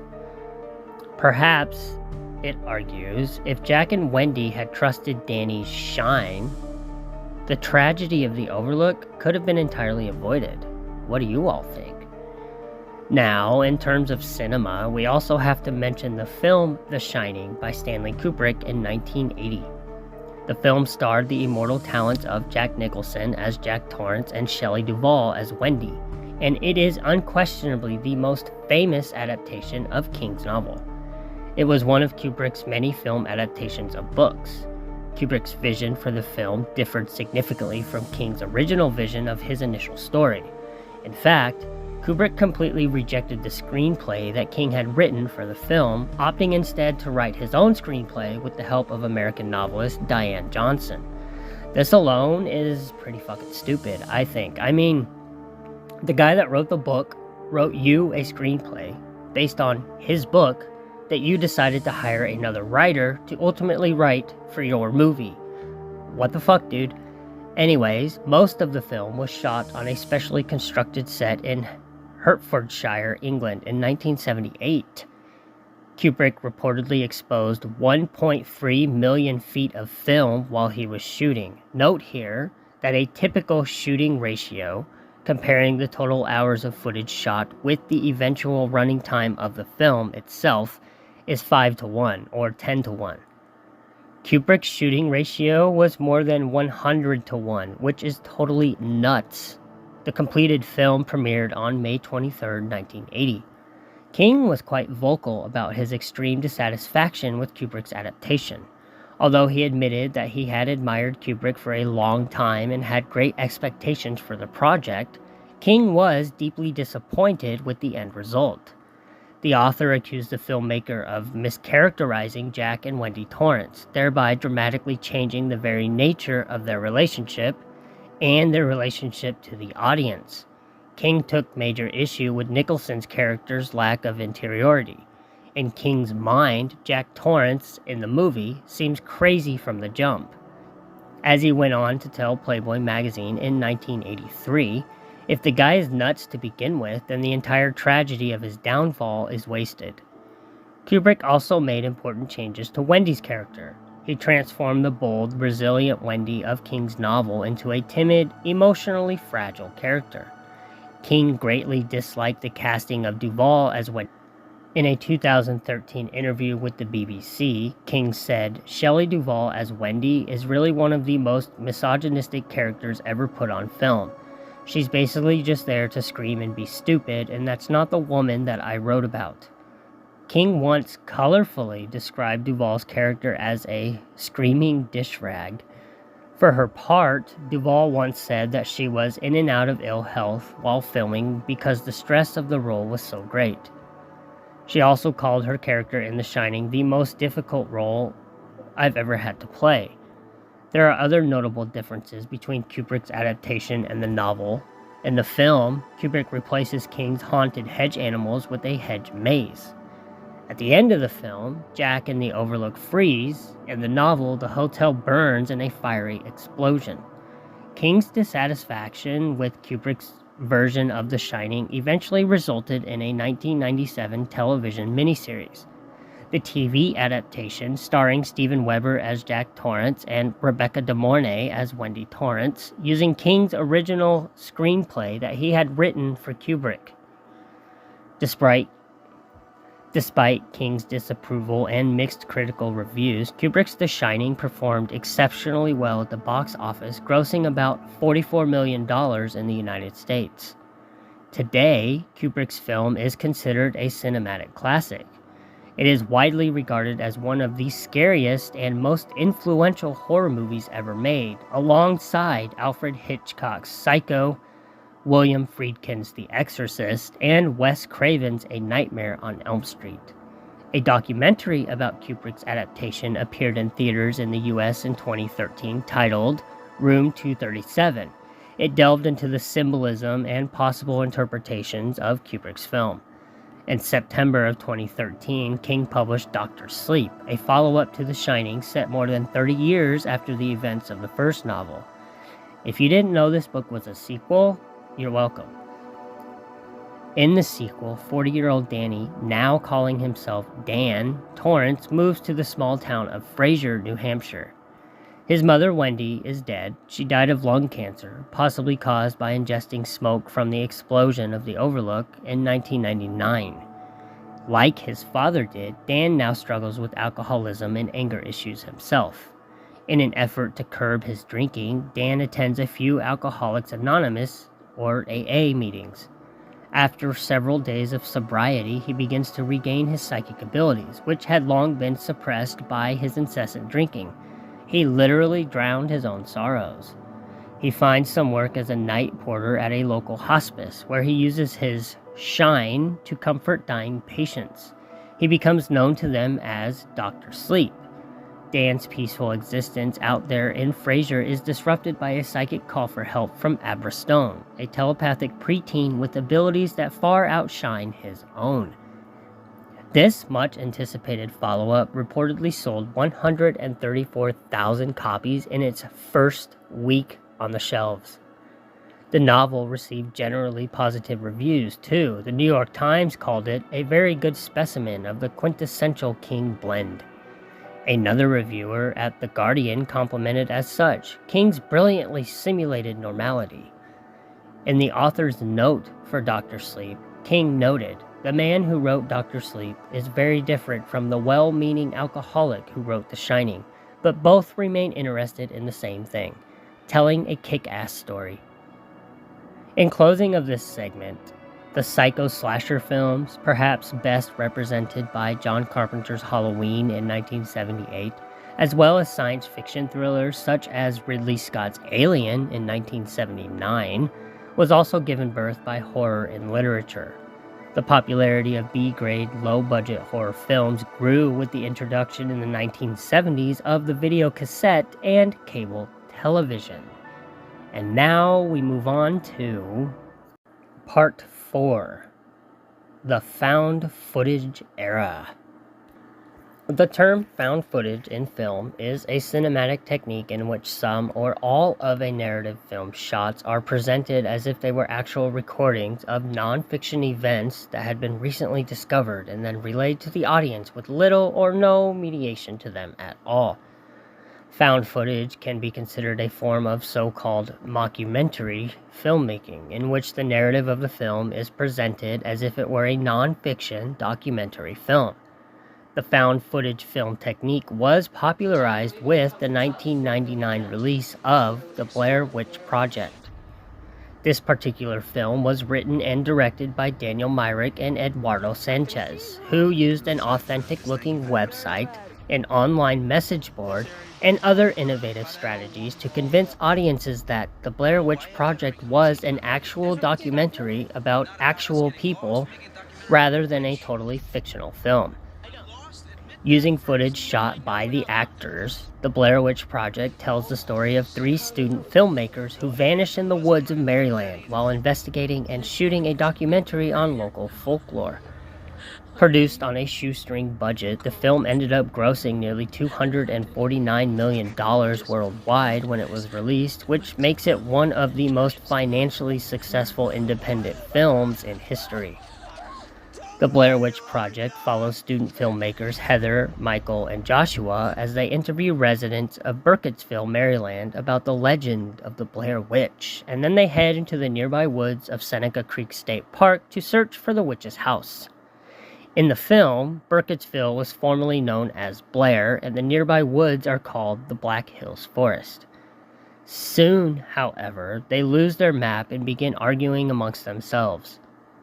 They find strange piles of rocks and effigies made of sticks hanging from the trees, and at night they hear unnerving sounds in the darkness surrounding them. The students run out of food and quickly become increasingly disoriented and extremely desperate. They suspect that something evil is keeping them from finding their way back out of the woods. One of the most iconic moments of the entire film shows this close-up of Heather's face as she sobs and rambles on in terror while listening to the frightening sounds outside her tent in the middle of the night. "I'm scared to close my eyes, and I'm scared to open them. We're going to die out here." When the students enter an eerie, dilapidated house one night, the film comes to a nerve-shredding close with a notoriously chilling final shot.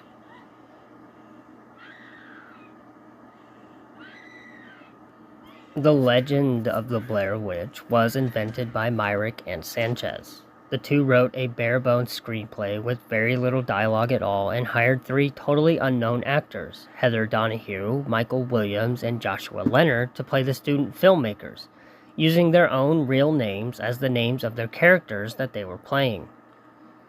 Myrick and Sanchez taught the actors how to operate a 16mm camera and an 8mm camcorder and told them to record literally everything that they did during the 8-day shoot. The resulting shaky, amateurish footage contributes to the authentic feel of the documentary that they wanted to portray.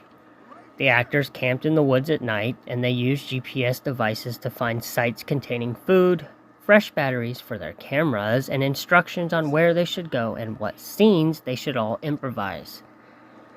At night, the production team would wake the actors by making terrifying noises and shaking their tents.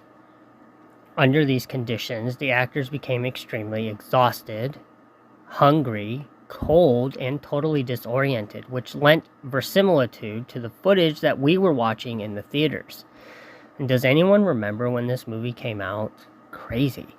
Anyway, Myrick and Sanchez managed to generate public intrigue and excitement about their film with a website that presented the film's events as factual. The website included missing posters for the three student filmmakers, photos of their belongings that were found in the woods, video and audio clips from the found footage, even interviews with investigators, a timeline of strange events from Blair's history, and a message board on which people could discuss the case. The website, which looked like an amateur had put it all together, helped to convince the endearing public that three real people had actually disappeared among the forests of Maryland. Myrick and Sanchez also put together a television special entitled Curse of the Blair Witch in '99, which included parts of the movie and extra footage and also influenced public perception even further. The illusion of reality was further strengthened when flyers declaring Michael, Heather, and Joshua to be missing were distributed among audience members at the Blair Witch Project's January 1999 premiere at the Sundance Film Festival.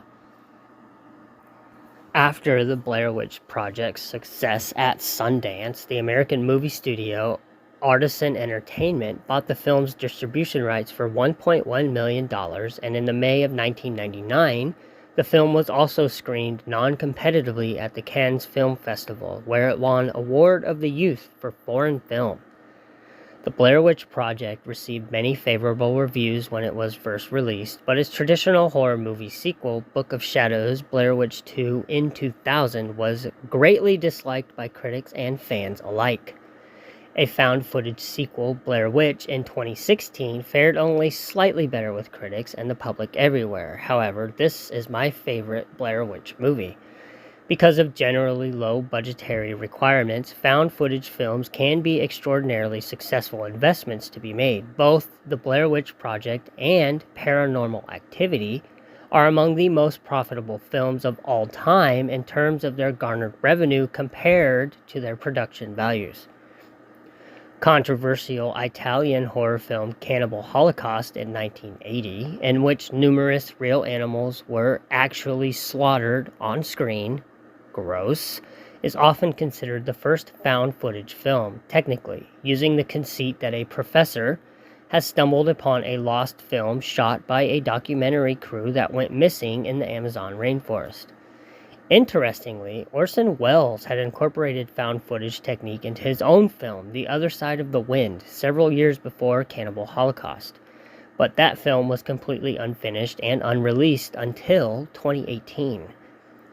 Few found footage films were made in the 1980s and the 1990s. However, with the massive financial and critical success and acclaim of the Blair Witch Project, as well as the development of increasingly sophisticated handheld video technology, found footage experienced a popularity bloom with more than 1,000 found footage films, the great majority of these being horror films, all being produced in the subsequent decades.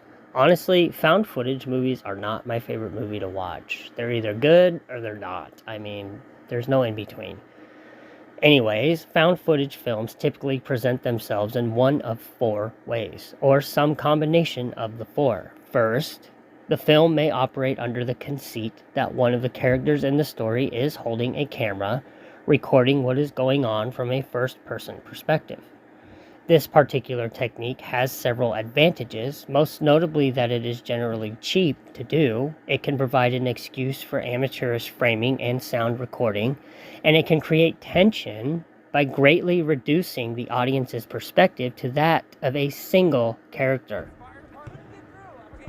As seen in the 2008 blockbuster Cloverfield, it often involves the use of shaky cam, in which the camera moves continually and unpredictably to convey realistic movement and disorient the audience along with its characters. A second common approach leans into the mockumentary format, using interview footage and ostensibly more professional camera work. Presenting the film as having been recorded as a more formal document of the events ensures a narrative reason for the story to be recorded and provides opportunities for expository dialogue. Though the mockumentary format is incredibly popular, in order to be a true found footage film, the film must be presented as if the footage had been lost and was only later rediscovered, as in The Last Exorcism in 2010, for instance, and not presented as intended by the documentary filmmakers. A related method is to present the found footage as news coverage of the events of the story, often using the conceit of a camera operator and a reporter on the site of the events of the film. This can justify the inclusion of features of both the handheld approach and the mockumentary approach, and is the primary style used in the highly influential Spanish horror film Rec in 2007.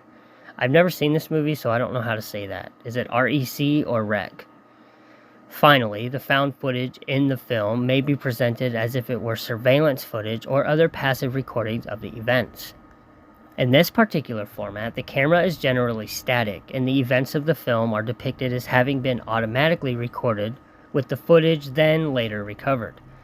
This method allows the filmmakers to free the camera from the perspective of a character in the story, allowing multiple characters to appear together and justifying shots in which there would be no characters present at all. This approach is rarely the only one used in a full feature-length film, but it has been used to superb effect in Paranormal Activity and its numerous sequels. These formats are typically used in concerts. In the found footage superhero thriller Chronicle in 2012, for example, much of the earlier footage is presented as having been shot by the main character, but as the film progresses, footage taken by other characters, from news reports, and from surveillance cameras is used to provide different perspectives on the film's overlapping events.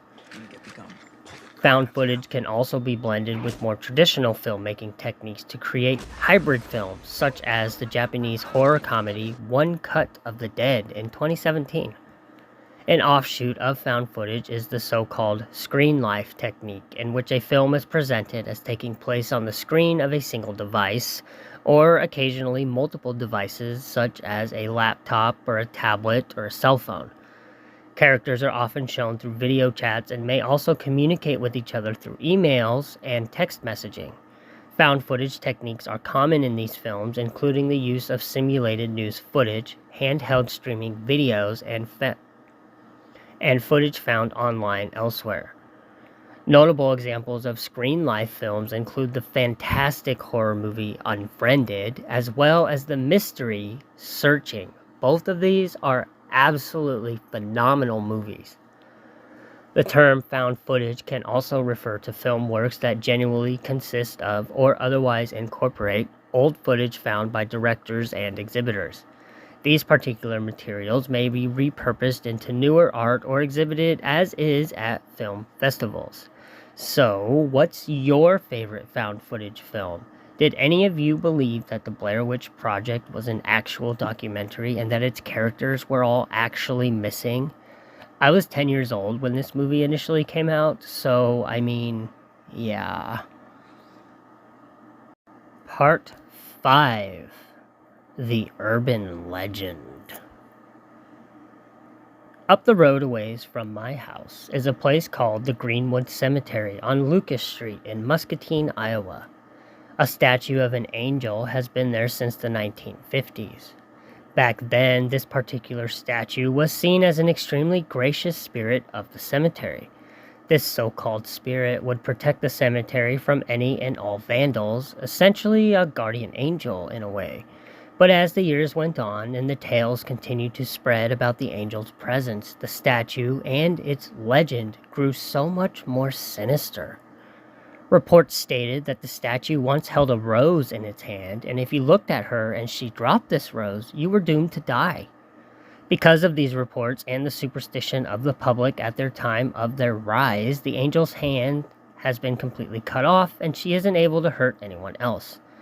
However, despite this, it is rumored that if you visit the Greenwood Cemetery on Halloween night, you can still see her holding this ghostly rose. This, my friends, is called an urban legend. Another really good one is the murder house located in Villisca, Iowa, now known as the Villisca Axe Murder House, where 8 people were brutally bludgeoned to death with an axe while they slept through the night. The murders took place back in 1912. The original house was then renovated in the 1990s to become a historical museum. The museum displays the bedroom of the 6 children and 2 adults that were savagely killed. Visitors to the museum have since reported doors swinging open, random objects being thrown about and dropped all over the place, and eerie voices throughout the house.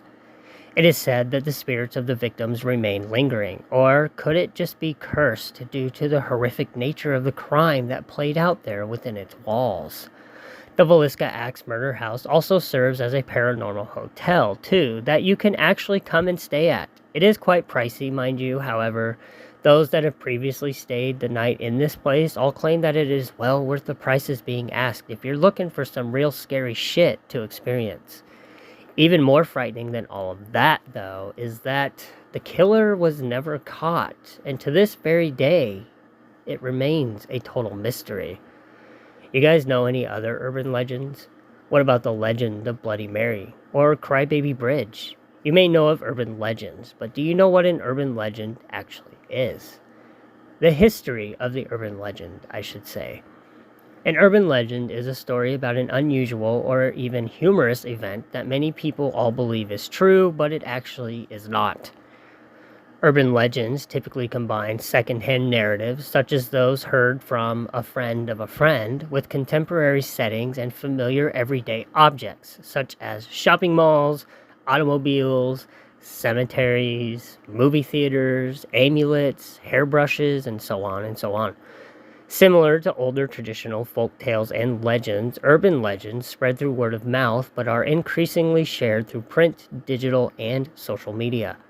They occur in various cultures around the world, featuring common plots more often than not, as well as themes with slight differences reflecting local knowledge and cultural morals of the region that they are discussed within. Although several urban legends are told for their initial shock value or their flat humor, folklorists believe that urban legends reflect the anxieties and the beliefs of modern society as a whole, such as fears related to technology or crime, for instance. And so, they hold as important a place in the study and the collection of folklore as other traditional tales do, and they have since influenced modern culture, more specifically still being the horror genre. The term urban legend began appearing in folklore studies in the mid-20th century, and it was used to describe the genre of modern, too-good-to-be-true stories that were shared through oral accounts. The phrase was popularized in 1981 with the publication of The Vanishing Hitchhiker: American Urban Legends and Their Meanings, a book written by American folklorist Jan Harold Brunvand. The title of the collection refers to one of the most well-known urban legends around, that of a person in a vehicle, which is usually a car, that then meets a mysterious hitchhiker.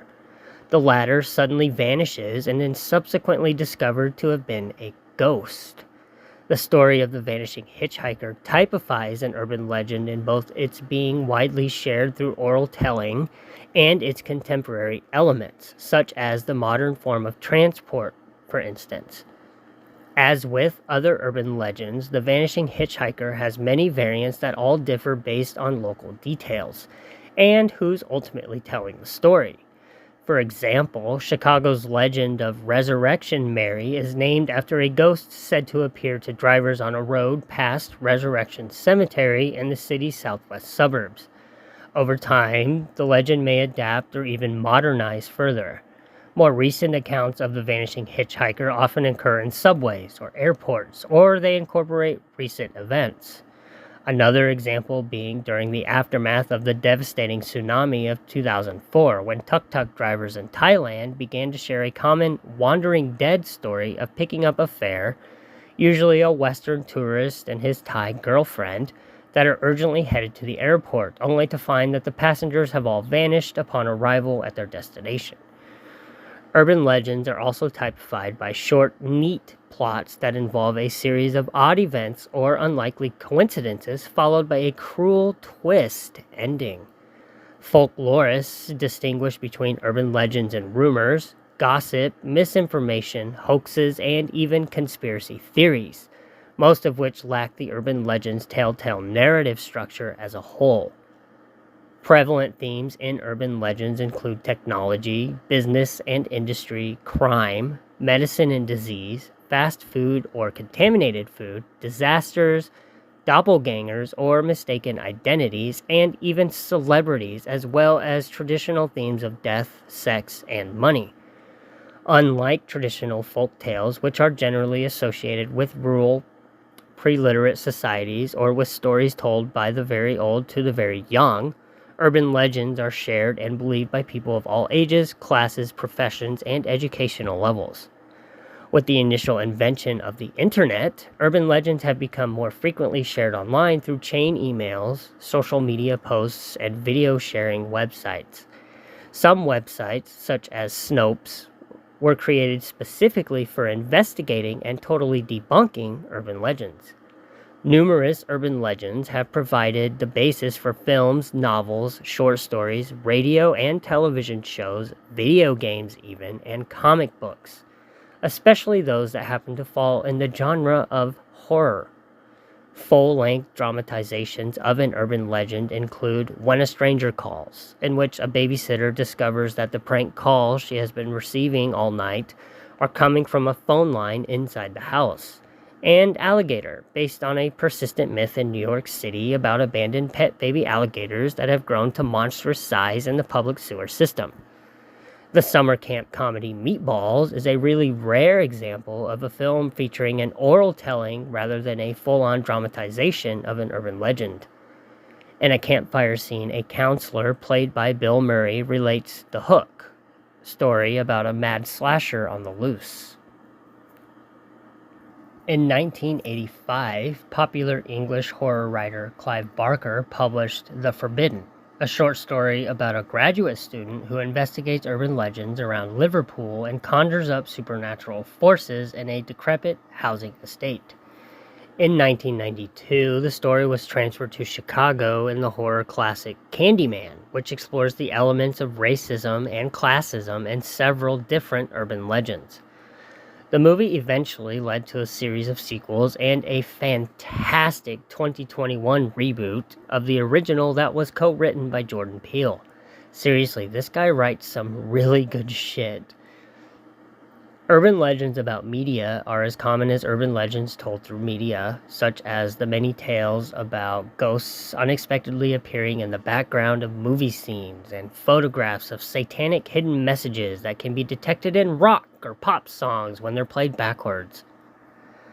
Likewise, urban legends about notorious incidents or mistaken identities involving celebrities, despite the lack of any documented evidence that would prove they actually occurred at all. For example, the urban legend The Death of Little Mikey combines the themes of celebrities and food by claiming that a child actor who appeared in a famous cereal commercial died after consuming Pop Rocks candy with a soda, which urban folklore maintains makes the stomach explode. It does not. In the 21st century, the popularity of various storytelling, festivals, and podcasts even attest to the continuing interest in urban legends. Research on urban legends is likewise ongoing through academic studies and conferences, such as the International Society for Contemporary Legend Research, founded in 1988, and its peer-reviewed journal, Contemporary Legend, annually since 1991. And so, in closing of this long lesson, I want to again highlight the varied influence that horror has had on various forms of art and entertainment. Horror is pretty much everywhere these days, and it continues to evolve and push boundaries as newer technologies are introduced to the media through films, books, songs, video games, and general internet browsing alone. Horror is a timeless iteration of various elements that continue to grow as well, and it will only continue to do so as long as there remains a general interest in and a curiosity for bigger and better horror stories and events of the supernatural. I am your nightly host, Samantha Rose, and I thank you all for tuning in to hear me ramble on about the art of horror. I will see you all next time, right here on